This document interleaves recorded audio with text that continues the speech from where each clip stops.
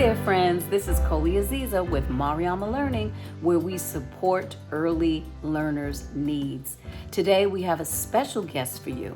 That is Kimberly Williams, who is a clinical social worker and child development specialist.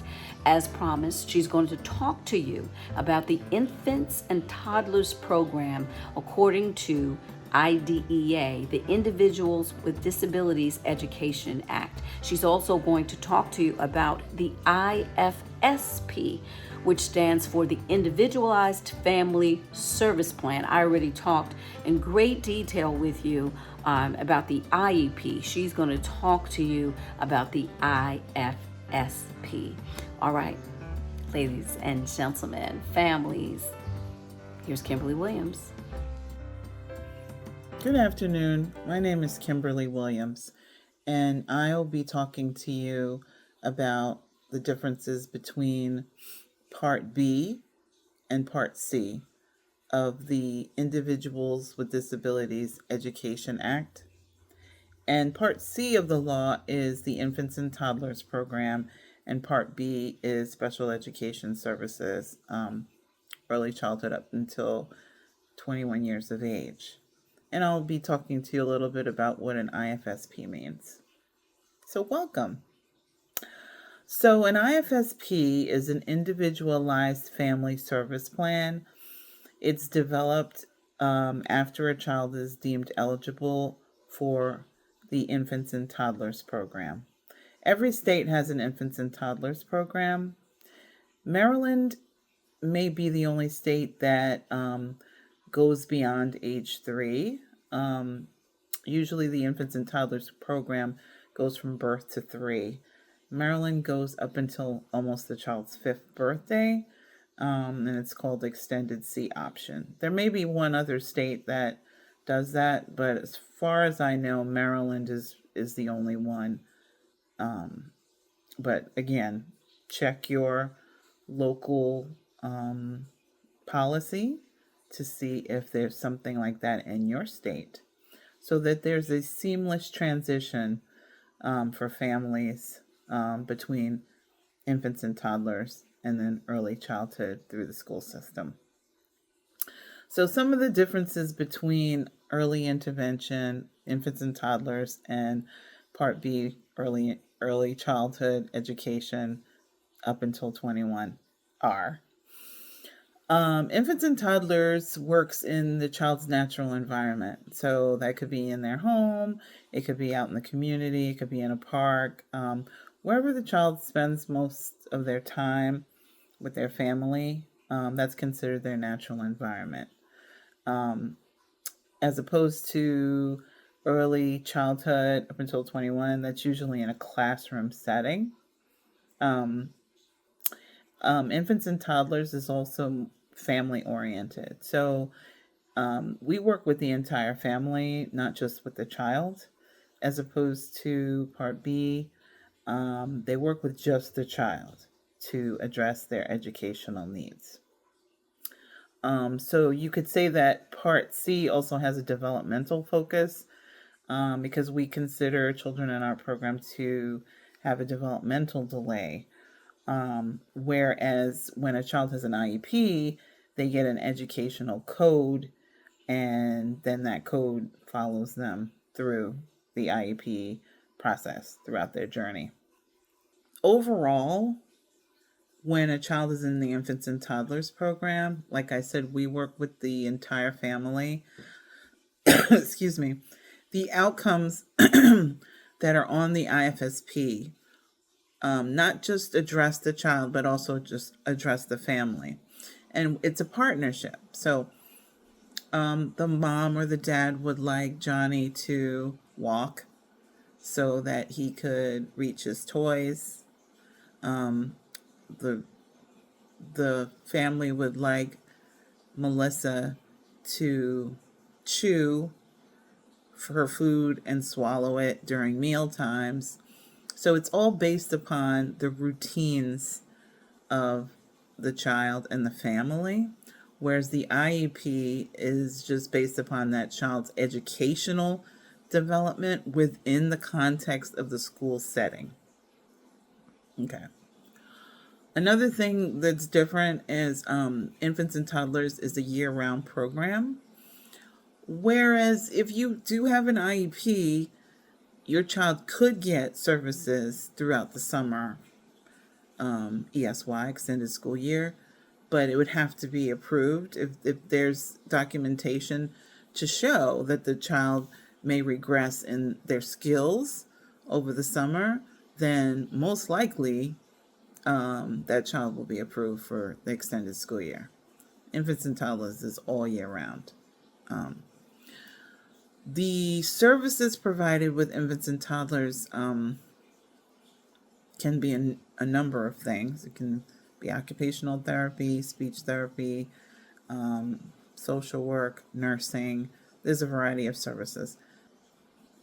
In terms of being eligible for infants and toddlers, there's one of three ways you can qualify. You can have a 25% delay in one or more areas of the development.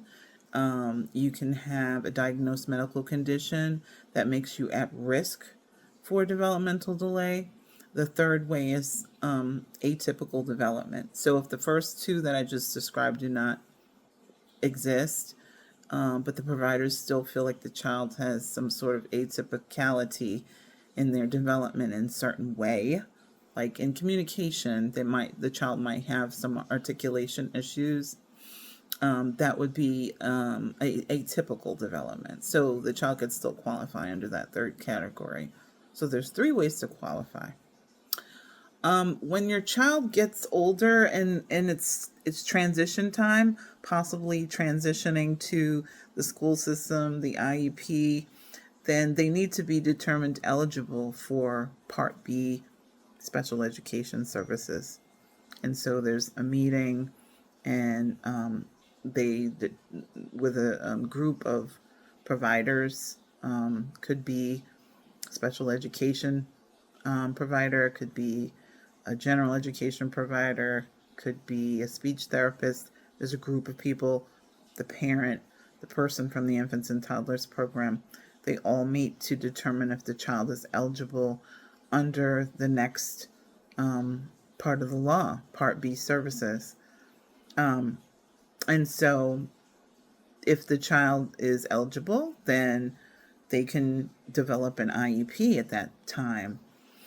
The child may not be eligible for the program, and then they can kind of be dismissed from infants and toddlers, or by the third birthday, then they would no longer be receiving services. It's the hope of infants and toddlers. I mean, the vision is earlier the better, so that your child could be in the program and get what they need, so that by the time they are 3, they can be dismissed from the program and they may not need further services through special education. So yes, the earlier the better. I've worked with infants and toddlers for many, many years in many jurisdictions. Excuse me. And I must say that when I did describe to you the eligibility is not the same in every jurisdiction. Having worked in the District of Columbia as well, their eligibility requirements are a 50% delay, so that's a big difference. So you really need to check with your local infants and toddlers program to see what the eligibility requirements are. Do not hesitate to make a referral if you have concerns about your child. The earlier the better. If you have a preemie, if your child is just getting out of the NICU, I would suggest that you call. It's a wonderful program. They use a coaching model, so that means that it's a partnership with the parents. They coach the family, and so the family feels confident and competent in their skills to be able to work with their child. We're just kind of like consulting. We're just giving you some ideas and strategies of ways you can work with your child. And so that is way different from the IEP special education services. That's not coaching is not their primary focus. It's the education and your child's education and the impact that the classroom setting and the teacher and being around same age peers has. It's a completely different world. So sometimes families have difficulties transitioning between those two because they're so different. And some need more time to kind of adjust to it. The kids are excited because they get to get on a bus. It's different because we're early intervention, infants and toddlers. We're working in the child's natural environment. So we're coming to your home. We're going to be out in the community with you, at the library, at the park, and then transitioning from that to school-based setting. IEP is different. So yeah, it's a big adjustment for families, and I understand why. I have a daughter who has an intellectual disability and level 3 autism, so she's nonverbal. So I've been through the early intervention program locally, and then she went on to the Part B services. So I can tell you firsthand that the experiences are vastly different. And then she graduated. She had she didn't get a diploma, but she got a certificate of completion when she was 21. So she went through the entire process. So I've lived it. I've had the experience of both programs, and it's just wonderful. I think that you are missing out on the experience of having someone to kind of like help you, having like a community of support, being involved with infants and toddlers, because it is kind of like your village. So I don't want to keep going on and on about infants and toddlers. I mean, can you just tell I think it's wonderful? But I do suggest you look into your local infants and toddlers program to get some more information about it. Maybe call them, ask them for more information if you feel like you have questions. It does not hurt. Make a referral. It's a free program. It's completely voluntary. Have them do the evaluation. Even if it turns out if your child is not eligible, at least you've got that information. You're going to get a report. I mean, that's great information to have.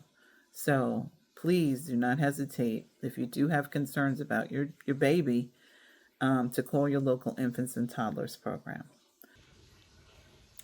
Thanks so much, Kimberly. We greatly appreciate the valuable information that you shared with families today about the Infants and Toddlers Program and the Individualized Family Service Plan, or the IFSP. Stay tuned for more installments from the Mariama Learning channel, from Koli Aziza and the Mariama Learning channel, where we support early learners' needs. We hope that you find this information a valuable resource. Please like, share, and subscribe. Until next time.